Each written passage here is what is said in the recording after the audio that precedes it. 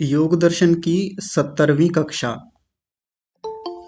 इससे पहले 69 कक्षाएं हो चुकी हैं। आज 70वीं कक्षा है। प्रथम समाधिपाद चल रहा है और समाधिपाद के अंतर्गत हमने पिछली कक्षा तक यानी कल की जो कक्षा थी उस कक्षा तक 27 सूत्रों को पूरा कर लिया है। आज 28वें सूत्र को लेकर हम चर्चा आरंभ करेंगे और आज की चर्चा बड़ी रोचक होने वाली है। बहुत उपयोगी बातें होंगी, व्यावहारिक बातें होंगी। पिछले एपिसोड में यानी पिछली कक्षा में हम लोगों ने देखा कि परमात्मा का जो मुख्य नाम है वो ओम है और उस ओम का परमात्मा के साथ जो संबंध है वो नित्य संबंध है। इस बात को हमने विस्तार से समझा, बहुत सारे उदाहरण वहां पर देखे थे।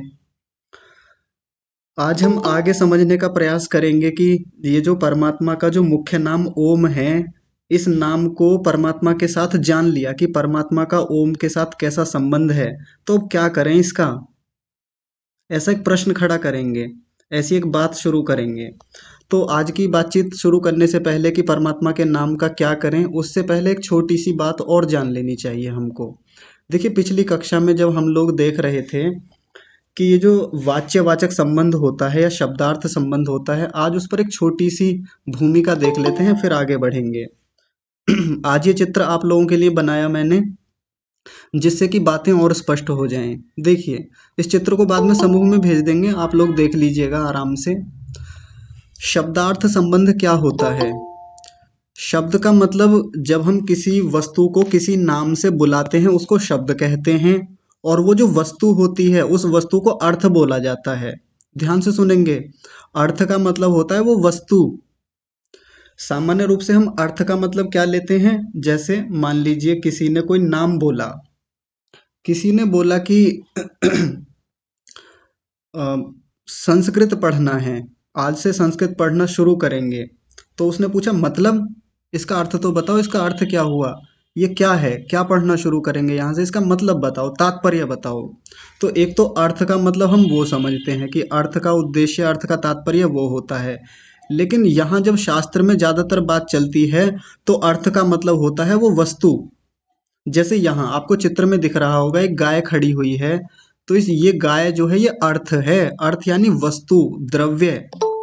और इसका जो नाम होता है उसको हम शब्द बोलते हैं। देख लीजिए, ये जो लिखा हुआ है इधर ग आ य, ग आ और ये तो हो गया शब्द।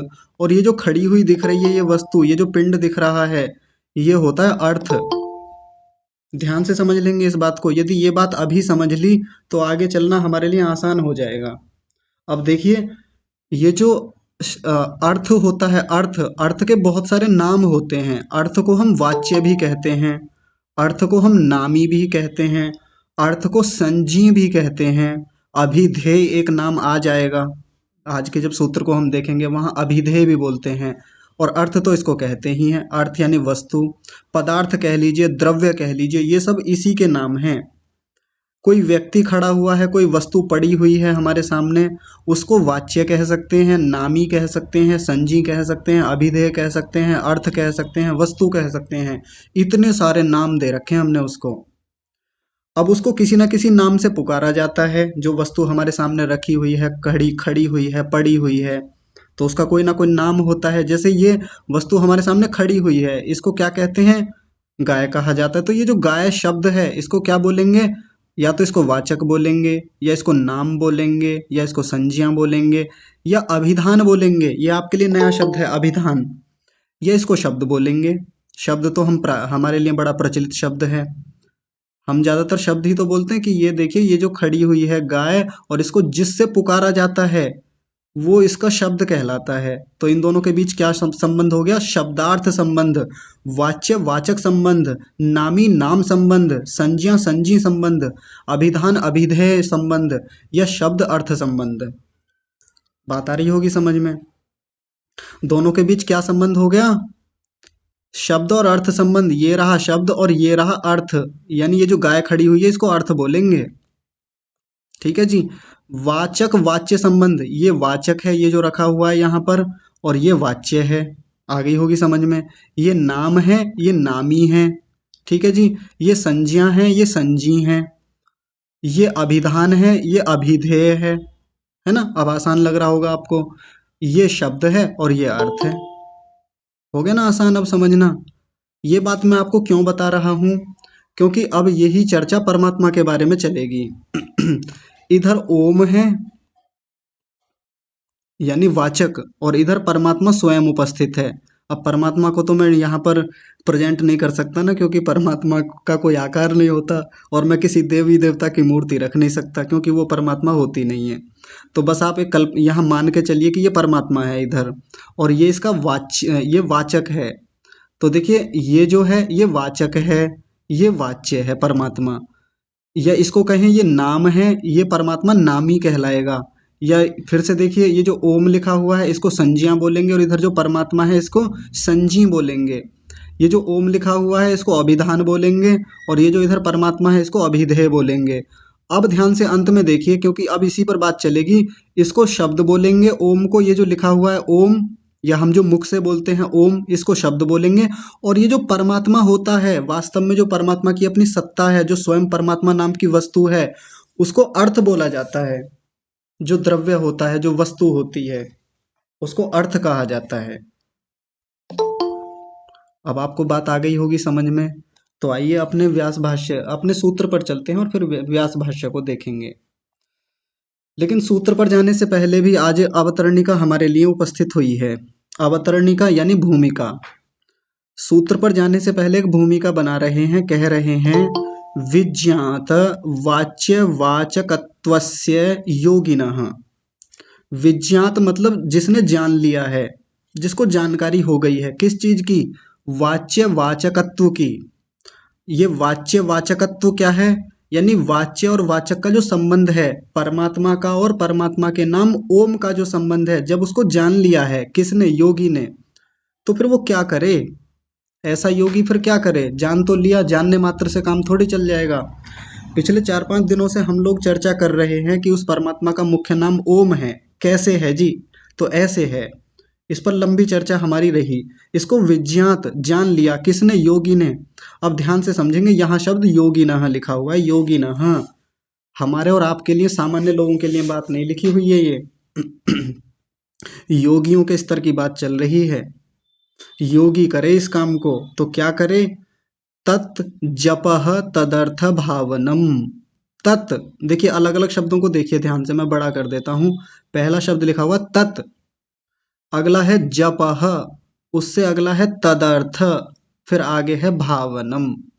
तत् माने उसका, उसका किसका? वो जो परमात्मा है, क्षमा कीजिए, वो जो ओम है। पीछे ओम की तो बात चल रही थी, प्रणव की। उस ओम का जप करे। पहला आदेश हमारे लिए दिया ऋषियों ने, पहली आज्ञा दे दी कि क्या करे? उसका जप करे। और क्या करे? तदर्थ भावनम, तद अर्थ, तद माने उसके अर्थ की, भावनम माने भावना भी करे। पहला काम बताया जप करे, और साथ साथ क्या जोड़ दिया? उसके अर्थ की भावना भी करे। अगर केवल हम लोग जप करते रहे, ओम ओम ओम, या लंबा उच्चारण ओम, जैसे बहुत सारे साधना शिविरों में, या बहुत सारे योगाचार्य, बहुत सारे इस प्रकार के जो साधना कराने वाले जो शिक्षक लोग होते हैं, वो जप कराते हैं, या बहुत सारे टास्क दिए जाते हैं। ये जैसे मैंने आपको एक दिन एक बच्चे की कहानी सुनाई थी कि उसके पिताजी ने उसको टास्क दिया हुआ था कि तुमको ये 2 माला सुबह में, 2 माला शाम को जप करनी है। इतना बता दिया, उसको लक्ष्य दे दिया। अब उस बच्चे को क्या पता कि अर्थ क्या होता है? बस ओम जपे जा रहा है, जपे जा रहा है लगातार। पता कुछ नहीं है। लेकिन ऋषियों ने कहा एक तो जप करना है किसका? ओम का, उस प्रणव का। साथ में अर्थ की भावना करनी है। अब ध्यान से देखिए, अर्थ का मतलब क्या हुआ यहाँ पे? अर्थ यानी परमात्मा। अर्थ मतलब परमात्मा। क्योंकि जब हम किसी शब्द को बोलते हैं तो साथ में एक अर्थ भी तो उपस्थित होता है। अर्थ यानी वो वस्तु उपस्थित होती है हमारे सामने। जैसे ही ओम बोला तो साथ में एक सर्वरक्षक नाम का परमात्मा हमारे भीतर प्रकट होता है। प्रकट होने का मतलब उसका वैसा एक स्वरूप बनता है भीतर से कि हाँ, ऐसा सर्वरक्षक है परमात्मा, ऐसा सर्वशक्तिमान है, ऐसा न्यायकारी है, ऐसा दयालु है। या पिछले दिनों हमने जो 19 अर्थ देखे ओम शब्द के, वो सारा का सारा उपस्थित हो जाना चाहिए हमारे भीतर। ये होता है अर्थ की भावना हो जाना। भावना का मतलब होता है चिंतन मनन, एक प्रकार से उस पर मनन करना, उस पर और विचार करना और गहराई से जानने का प्रयास करना उसको, ये होती है भावना।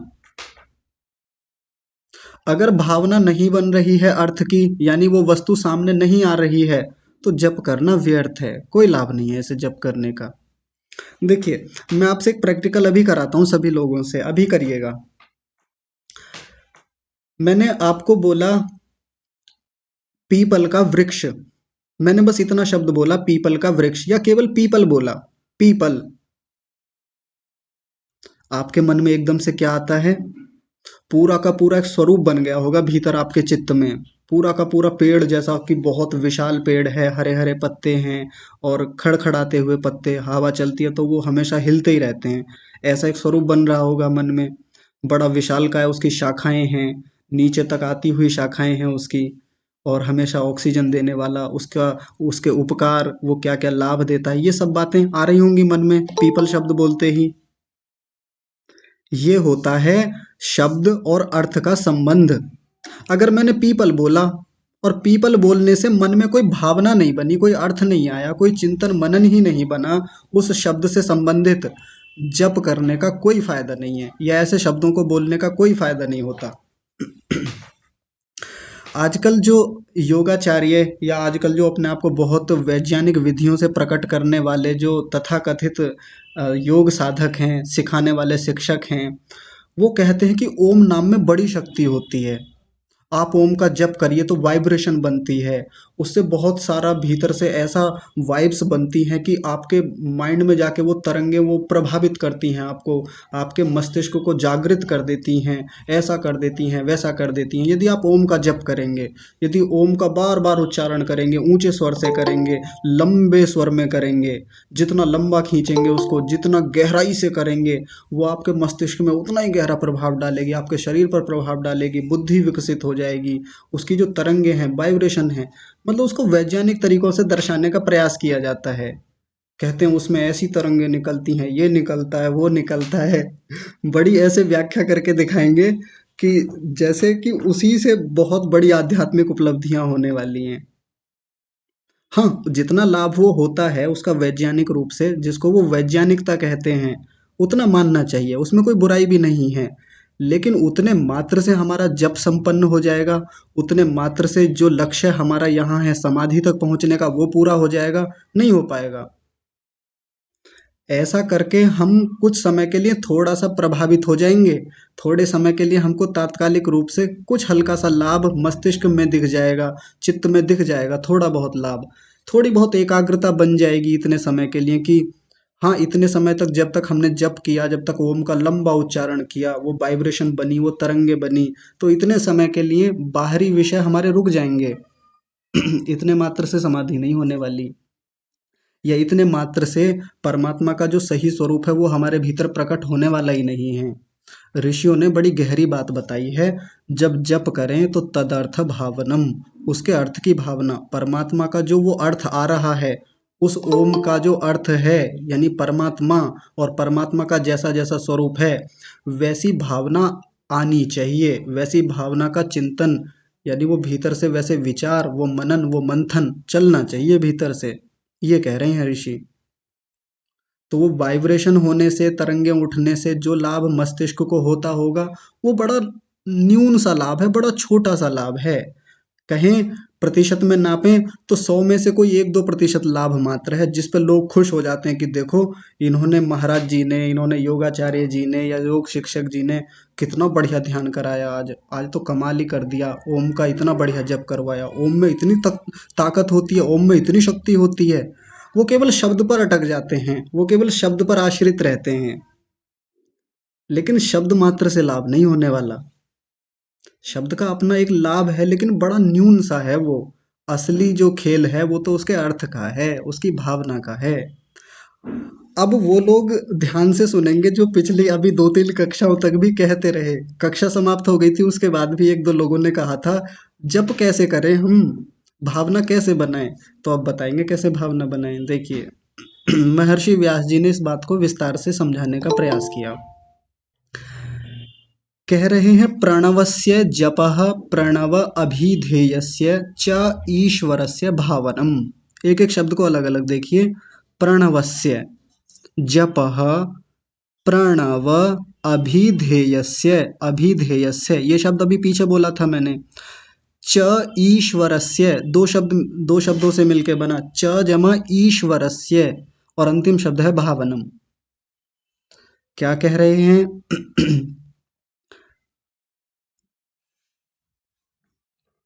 देखिए, प्रणव का जप, प्रणवस्य यानी प्रणव का, और जपः माने जप।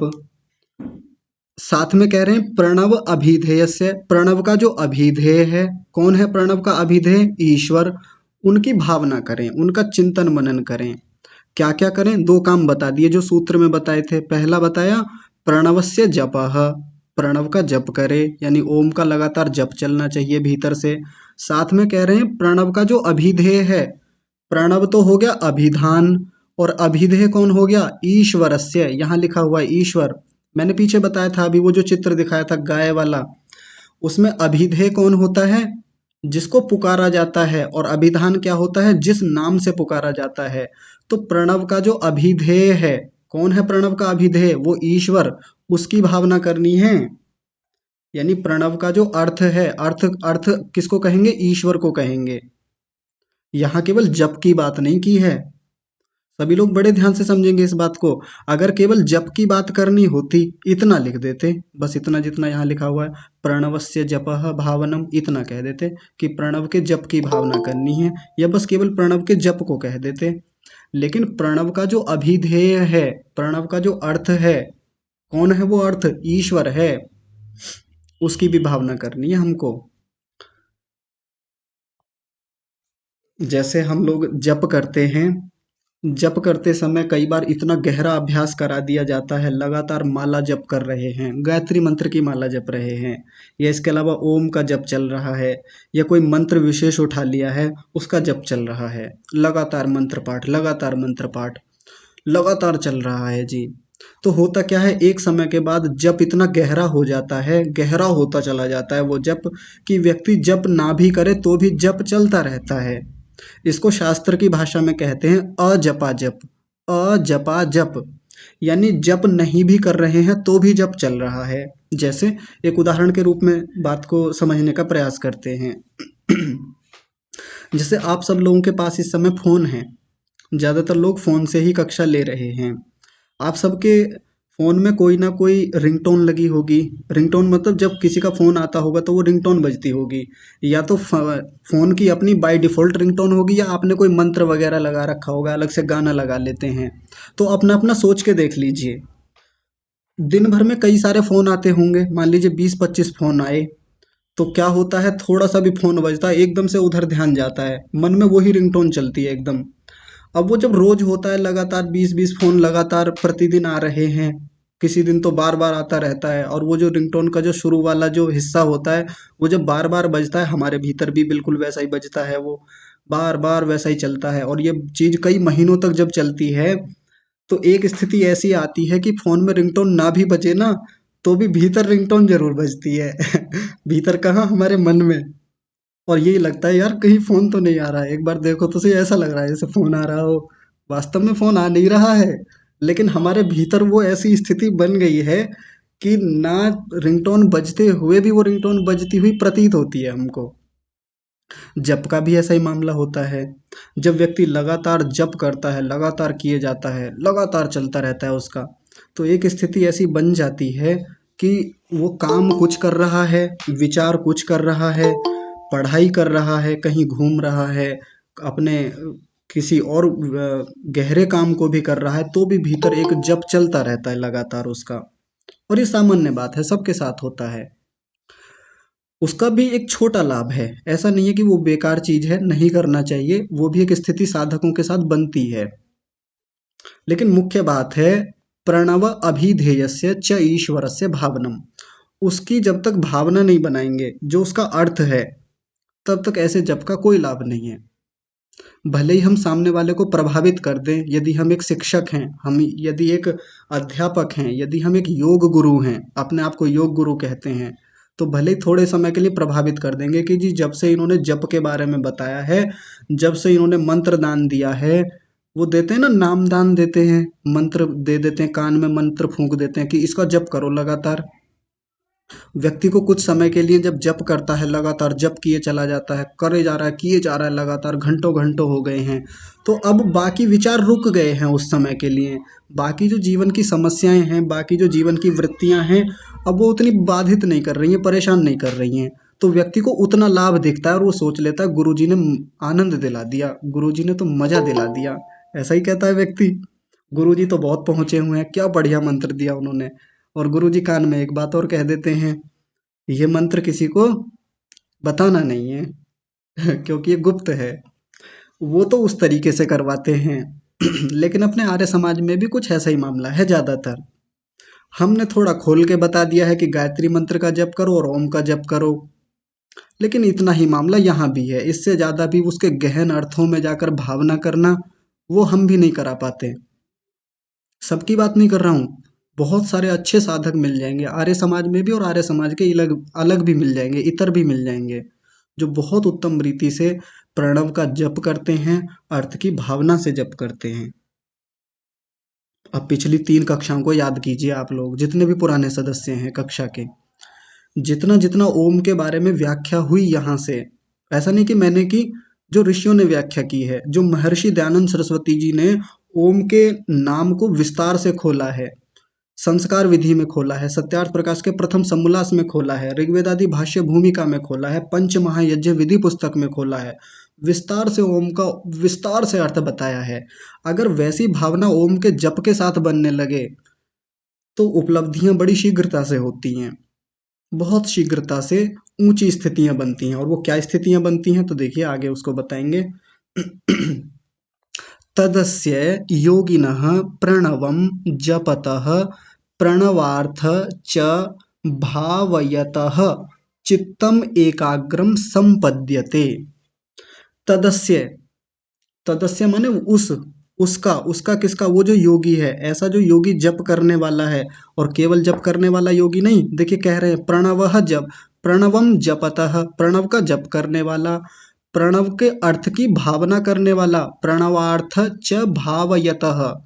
कौन से योगी की बात कर रहे हैं, जो योगी प्रणव का जप कर रहा है। अब देखिए केवल जप की बात नहीं कह रहे हैं, साथ में कह रहे हैं प्रणव के अर्थ की जो भावना भी करता है।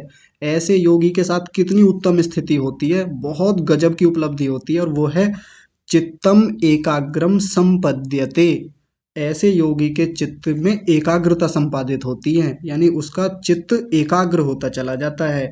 और ये एकाग्रता वो वाली एकाग्रता नहीं है जिसके लिए लोग कहते हैं कि जी कंसंट्रेशन बनना चाहिए।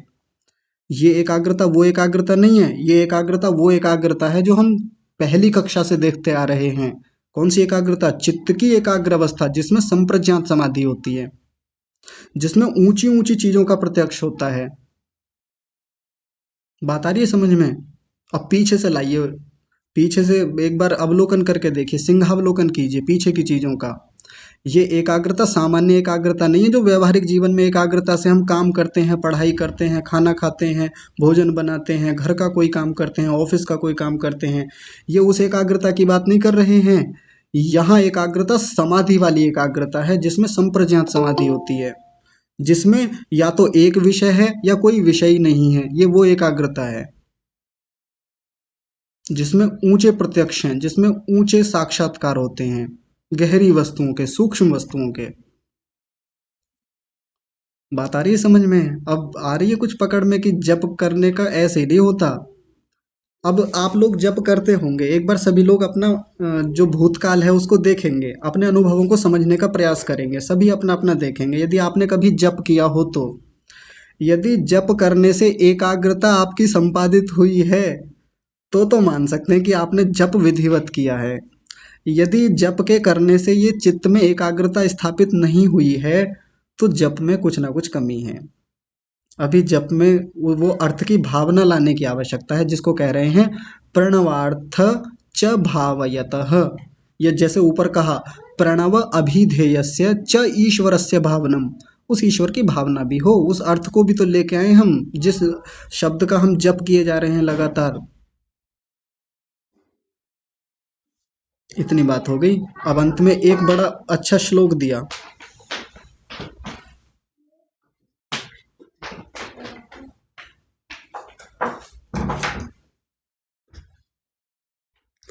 क्षमा कीजिएगा, एक व्यवधान आ गया था छोटा सा।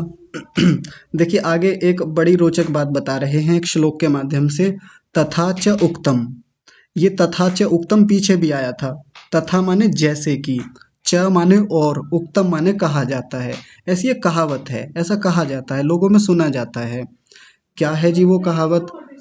तो देखिए उसको बता रहे हैं, एक श्लोक दिया यहाँ पे। ये श्लोक है, कहीं अन्यत्र स्थान से ऋषि ने उठाया है। कह रहे हैं स्वाध्यायात योगम आसीत, योगात स्वाध्यायम आसते। पहली पंक्ति ध्यान से देखेंगे, देखिए गलती नहीं करेंगे। अगर यहाँ मैं हलंत लगा देता तो ये आसीत बन जाता, लेकिन हलंत नहीं है यहाँ पर। आसीत ऐसा शब्द है, अगर हलंत होता तो आसीत बोलते। हलंत लगते ही अर्थ बदल जाता है इसका। तो अभी देखेंगे अर्थ कैसे बदलता है चीजों का। संस्कृत में कितनी रोचक चीजें होती हैं। पहली पंक्ति को फिर से समझिए, पहले उच्चारण को ठीक से देखें। स्वाध्यायात योगम आसीत, और अगला है योगात स्वाध्यायम आसते। दूसरी पंक्ति को भी देख लीजिए। स्वाध्याय योग संपत्त्या परमात्मा प्रकाश्यते। फिर से देखिए, स्वाध्याय योग संपत्त्या परमात्मा प्रकाश्यते। ये बड़ी रोचक बात बताई। अब देखिए बड़ी गहरी बातें हैं इसमें।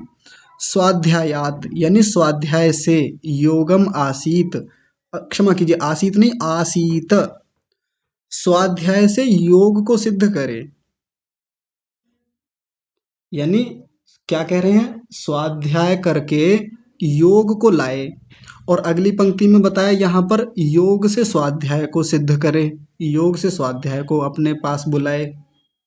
आसीत मतलब पास में लेके आए, निकट लेके आए, उसको सिद्ध करे। आसीत जो शब्द होता है, देखिए मैं पहले इसको स्पष्ट कर देता हूँ थोड़ा, जिसमें हलंत लगा होता है। आसीत का मतलब होता है था, था हिंदी में जिसको था कहते हैं। मैं कल घर जा रहा था, तो वो जो था होता है, आसीत का मतलब होता है था। लेकिन यहाँ हमारे श्लोक में आसीत नहीं है, आसीत ऐसा लिखा हुआ है, हलंत नहीं है। तो यहाँ पर आसीत का मतलब है निकट लेके आए, पास में लाए, उपस्थित करे, सिद्ध करे। अब आप सोच रहे होंगे ये स्वाध्याय कहाँ से आ गया। चर्चा तो ऊपर जप की चल रही थी, बात तो ऊपर जप या जप की अर्थ की भावना को कह रहे थे, ये स्वाध्याय कहाँ से आ गया। तो आप लोगों के लिए एक बड़ी रोचक बात यह है जो दूसरे पाद में आने वाली है। जब दूसरे पाद को हम पढ़ना शुरू करेंगे, वहाँ एक चर्चा आएगी। वहाँ स्वाध्याय का अर्थ बताते हुए ऋषि कहते हैं, स्वाध्यायः प्रणवादि पवित्राणाम जपो मोक्ष शास्त्राध्ययनम वा। इस पंक्ति को आप लिख लीजिए यथावत जैसी लिखी हुई है। ये आगे दूसरे पाद के पहले सूत्र में व्यास भाष्य में मिलेगी। स्वाध्याय किसको कहते हैं? स्वाध्यायः प्रणवादि पवित्राणाम जपो मोक्ष शास्त्राध्ययनम वा। अभी तक तो हमने स्वाध्याय का मतलब ये सुना था कि स्वाध्याय का मतलब होता है पुस्तकों को पढ़ना या मोक्ष शास्त्रों को पढ़ना, जो भी अच्छे अच्छे ग्रंथ हैं, जैसे वेदों को पढ़ना, दर्शनों को पढ़ना, ब्राह्मण ग्रंथों को पढ़ना या उपनिषदों को पढ़ना। इन ग्रंथों के पढ़ने को हम क्या मानते थे? स्वाध्याय मानते थे। लेकिन महर्षि व्यास जी कह रहे हैं प्रणवादि पवित्राणाम या पवित्र मंत्राणाम जपः। प्रणवादि पवित्र मंत्रों के जप को भी स्वाध्याय ही कहते हैं। ऐसा क्यों कहते हैं? आप लोगों के मन में एक विचार आ रहा होगा कि इसको जप क्यों कह रहे हैं। हाँ, नीचे वाली बात तो समझ में आ रही है, मोक्ष शास्त्राध्ययनम वा, कि मोक्ष शास्त्रों का अध्ययन करना स्वाध्याय कहलाता है। हाँ, ये बात समझ में आ गई। लेकिन प्रणवादि मंत्रों के जप को स्वाध्याय क्यों कहते हैं? एक बात बताइए, अभी पिछले 3-4 दिन से जब हम जप की बात कर रहे हैं, अब जप पर हम अब आए हैं। अब 3 दिन के बाद चौथे दिन में हम जप पर बात कर रहे हैं कि अब जप करना शुरू करेंगे हम लोग। लेकिन जप करने से पहले क्या हमने पढ़ाई नहीं की थी जप के बारे में, ओम के बारे में, ओम के अर्थों के बारे में? इतनी सारी पुस्तकों का हवाला दिया, हवाला मतलब प्रमाण लेके आए, और वो तो बड़े संक्षेप में रखे गए। कुछ पुस्तकों के तो नाम बता के छोड़ दिए गए थे, इस पुस्तक को देख लें, इस पुस्तक में जाके देखें, वहां से पढ़ें। वेदों में बहुत सारे नाम मिल जाएंगे, परमात्मा के ओम शब्द के बहुत सारे अर्थ अन्यत्र मिल जाएंगे, व्याकरण से मिल जाएंगे, धातु पाठ में मिल जाएंगे। ऐसा करके बता के छोड़ा था। तो प्रणव का जप करना भी एक प्रकार से स्वाध्याय ही हो गया। यानी जप सीधे नहीं होता कि बस बैठ गए और बस ओम ओम ओम ओम चले जा रहा है, या ओम के साथ सर्वरक्षक सर्वरक्षक चले जा रहा है, इतने से बात नहीं बनती। इस ओम को समझने के लिए भी पुस्तकें तो उठानी ही होती है ना हमको। पहले बहुत कुछ मनन मंथन पहले से करना होता है हमको, बैठ करके व्यवहारिक जीवन में पुस्तक उठा करके, तब स्वाध्याय पूरा होता है हमारा। तो भक्ति ऐसे ही नहीं होती है कि किसी ने कह दिया कि आओ भक्ति करा देते हैं या आओ उपासना करते हैं और उसके पीछे स्वाध्याय कुछ है नहीं हमारा, उसके पहले कोई चिंतन पढ़ाई लिखाई, कुछ विचार विमर्श प्रश्न उत्तर शंका समाधान कुछ भी नहीं है। नहीं तो एक बहुत बड़ा समुदाय हमारे देश में ऐसा भी है जिसको ज्ञान से स्वाध्याय से कोई लेना देना नहीं है, माला उठा करके लगे पड़े हैं लगे पड़े हैं। इसका नाम जप होता ही नहीं है, कभी भी जप हो ही नहीं सकता, या करते भी रहेंगे तो वर्षों हो जाएंगे लेकिन उपलब्धियां तो कम से कम नहीं होंगी जप करने से। आइए वहीं आते हैं जो महर्षि व्यास जी ऊपर कह रहे हैं। तो स्वाध्याय से, स्वाध्याय मतलब इस प्रणव के जप से किसको सिद्ध करे? योग को सिद्ध करे। योग क्या होता है? योग यानी समाधि।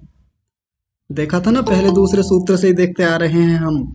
तो स्वाध्याय से योग को सिद्ध करे, ये कहावत है, ये एक श्लोक में अन्यत्र स्थान से उठाई हुई बात है। ये महर्षि व्यास जी अलग से पकड़ के लाए इस चीज को। स्वाध्याय से, अब स्वाध्याय का मतलब वो ले सकते हैं पुस्तकों का पढ़ना, मोक्ष ग्रंथों का पढ़ना, लेकिन यहाँ जो ये संदर्भ चल रहा है, यहाँ स्वाध्याय का मतलब क्या है? प्रणवादि पवित्र मंत्रों का जप और उसके अर्थ की भावना करने से योग को सिद्ध करे, समाधि को सिद्ध करे, समाधि लगाए। और लगती है, जो लोग विधिवत मंत्रों का जप करते हैं शीघ्रता से एकाग्रता को प्राप्त हो जाते हैं, एकाग्र भूमि को प्राप्त होते हैं, यानी समाधि को प्राप्त होते हैं। और इसी बात को पूरक के रूप में रखा, कॉम्प्लीमेंट्री स्टेटमेंट है ये, यानी पूरक कथन है उसका। उसी बात को पीछे से घुमा के कहा, योग से स्वाध्याय को सिद्ध करे। जब योग आ जाएगा, जब एकाग्रता बनेगी भीतर हमारे चित्त में, जब फुल कंसंट्रेशन होगा, पूर्ण एकाग्रता की स्थिति होगी, फिर उससे स्वाध्याय करे। स्वाध्याय का मतलब अब फिर से या तो किताबों वाला पढ़ने लेना है, वो भी ले सकते हैं, लेकिन जप को लेंगे यहाँ स्वाध्याय से फिर से। जब ऊंची एकाग्रता बनेगी, ऊंचा योग होगा हमारा, और योग वो वाला योग नहीं है, मैं फिर बता रहा हूँ, तो वो टांग पैरों को इधर उधर सरकाना, आगे पीछे करना, एक दूसरे के ऊपर चढ़ाना, ऊपर नीचे करना जी, और उल्टे लेट जाना, ऐसे लेट जाना, ये वो योग नहीं है। योग का मतलब समाधि। जब ऊंची समाधि होगी, ऊंची एकाग्रता होगी, उससे फिर स्वाध्याय करे, यानी जप करे, जप की और गहरी भावनाओं में जाए, परमात्मा के और गहरे स्वरूप को देखे, और गहरे अर्थों को जाने। क्योंकि अभी जब ओम की व्याख्या पिछले 3 दिनों में हुई, मैं बार बार उस बात को दोहरा रहा हूँ, पीछे से उठा के फिर से ला रहा हूँ। इससे पहले हमने और कितना गहरा जानने का प्रयास किया था जप में। जब हम लोग जप करते थे या संध्या करते थे, उपासना करते थे, भक्ति करते थे, बताइए कहाँ करते थे हम? तो जितनी एकाग्रता गहरी होती जाएगी, उतना जप और ताकतवर होता चला जाएगा, और सशक्त होगा, और मजबूत होगा, दृढ़ भूमि वाला होगा। और जितना हमारा जप मजबूत होगा, जितना जप और गहरा चला जाएगा, एकाग्रता उतनी अच्छी संपादित होगी। दोनों एक दूसरे के कॉम्प्लीमेंट हैं, एक दूसरे के पूरक हैं, एक दूसरे को पुष्ट करते हैं। हम किसी एक को पकड़ लें शुरू में, क्या पकड़ लें? अब एकाग्रता तो सीधे आएगी नहीं, योग तो सीधे सीधे आएगा नहीं एकदम से, तो क्या करें? जप करें। और जप का मतलब जप नहीं होता, ये बात बार बार कही जा रही है। जप का मतलब होता है, एक तो उसको बार बार दोहराना, भीतर से बार बार उसका रिपीटेशन करना, साथ में उसके अर्थ की भावना भी करना, वैसा जोड़ना भी, उसके साथ जुड़ना, उस वस्तु को उपस्थित करना, यानी परमात्मा को भीतर से महसूस करना अनुभूति के आधार पे। अंतिम बात बताते हुए कह रहे हैं, स्वाध्याय योग संपत्त्या परमात्मा प्रकाशते। जब स्वाध्याय और योग की संपत्ति होती है, दोनों का अपना, संपत्ति का मतलब होता है क्षमा कीजिए, संपत्ति का मतलब होता है जब दोनों का अपना सामर्थ्य होता है, दोनों का अपनी श्रेष्ठता होती है, दोनों का अपना जुड़ाव होता है, उन दोनों के हो जाने से परमात्मा प्रकाशते, परमात्मा प्रकाशित होता है, परमात्मा दिख जाता है। एक चर्चा छोटी सी, अभी तक परमात्मा का कहीं नाम नहीं आया सीधे सीधे कि समाधि में जाकर परमात्मा दिखता है, समाधि में जाकर परमात्मा का साक्षात्कार होता है, ये बात कहीं आई थोड़ी है। हाँ, परमात्मा के स्वरूप को हम देख के आए हैं कि वो परमात्मा ऐसा होता है, वैसा होता है। लेकिन पहली बार ऐसी कोई चर्चा आई है कि परमात्मा के दर्शन होते हैं, परमात्मा का साक्षात्कार होता है, ये बात अब आई है पहली बार। जो मैं कह रहा था ना कि असंप्रज्ञात समाधि में जाकर परमात्मा का साक्षात्कार होता है, ये बात हम इतने दिनों से कहते आ रहे हैं, जबकि इसका एक भी संकेत नहीं मिला है पीछे से अब तक। असंप्रज्ञात समाधि भी हमने खूब देख ली, पीछे संप्रज्ञात भी देख ली। या सबसे शुरू में तीसरे सूत्र में भी देख के आए थे, तदा द्रष्टुः स्वरूपे अवस्थानम, कि जब चित्त की वृत्तियों का निरोध हो जाता है तब दृष्टा की अपने स्वरूप में या परमात्मा के स्वरूप में अवस्थिति हो जाती है, दृष्टा के स्वरूप में। वहां भी परमात्मा का नाम नहीं है, वहां दृष्टा शब्द है। और दृष्टा परमात्मा भी होता है, दृष्टा आत्मा भी होता है, लेकिन सीधे सीधे परमात्मा का नाम यहाँ पहली बार आया है।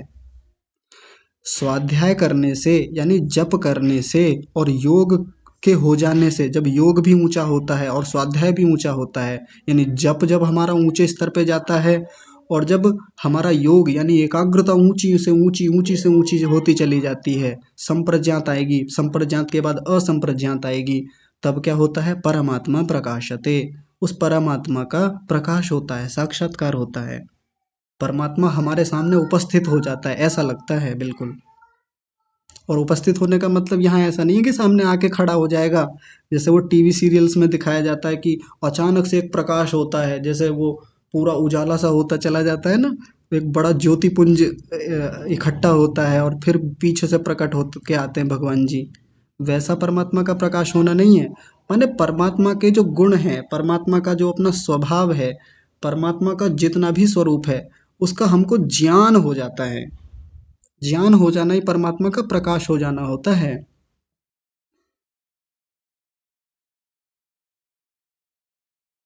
तो यहाँ आके बात पूरी हुई है। अब एक बार एक छोटे से विषय को पीछे से उठा के लेके आते हैं और पिछले संदर्भों से जोड़ के देखकर आज की कक्षा को फिर विराम देंगे। निष्कर्ष के रूप में देखिए, हम देख रहे थे असंप्रज्ञात समाधि को। ये अभी तक असंप्रज्ञात समाधि की चर्चा चल रही है, यदि आप लोगों को याद हो पीछे से। असंप्रज्ञात समाधि किन किन चीजों से हो, क्या क्या उपाय हो सकते हैं, तो सबसे पहला उपाय प्रत्यय बताया था कि पहले हम अपर वैराग्य को प्राप्त करें, अभ्यास करते रहें, एक तो वो तरीका बताया था। एक दूसरा तरीका बताया था ईश्वर प्रणिधानाद्वा, ईश्वर का प्रणिधान करें, ईश्वर का जप करें, ईश्वर को अपने आसपास महसूस करें, ईश्वर को प्रत्येक वस्तु में देखने का प्रयास करें, अपनी सभी क्रियाओं को परमात्मा को अर्पित करते चलें, ये उपाय बताया था। और उसी उपाय का हिस्सा यानी ईश्वर प्रणिधान का हिस्सा होता है जप करना। ईश्वर प्रणिधान का मतलब जप करना भी होता है। तो ऐसा ऐसा करने से वो असंप्रज्ञात समाधि सिद्ध होती है। ये दूसरा उपाय चल रहा है हमारा अभी तक। पहला उपाय था उपाय प्रत्यय, यानी विधिवत हम योगानुष्ठान करें, अभ्यास करें, वैराग्य को प्राप्त करें, तब असंप्रज्ञात समाधि होगी। और ये दूसरा तरीका है ईश्वर प्रणिधान करें, यानी जप करें। ऐसा जप करने से परमात्मा प्रकाशित होता है, यानी असंप्रज्ञात समाधि होती है हमारी। अब आप लोग लिंक बिठा पा रहे होंगे पीछे से। अब इतना तरीका बताया है, अभी आगे और भी तरीके बताएंगे, बड़े अच्छे अच्छे, बड़े प्यारे प्यारे। प्रसन्नता के उपाय बताएंगे, हम जीवन में खुश कैसे रहें, प्रसन्न कैसे रहें, चित्त हमारा और एकाग्रता में कैसे जाए, एकाग्रता में गहरे जाने के बड़े शानदार शानदार इसमें अनुप्रयोग बताएंगे, बड़े अच्छे उपाय बताएंगे। आज का विषय तो यही हम रखेंगे, आप लोग इस पर विचार कीजिएगा आज के व्यास भाष्य पर। और यदि किसी को कोई बात समझ में ना आए, कोई समस्या हो, तो आप निसंकोच पूछ सकते हैं कल की कक्षा में। आज की कक्षा को विराम देते हैं। सभी का बहुत सारा धन्यवाद और विशेष रूप से धन्यवाद परमपिता परमात्मा का, जिन्होंने ये सब उच्च ज्ञान ऋषियों के माध्यम से हम सबको प्रदान किया। आप सभी को सादर प्रणाम।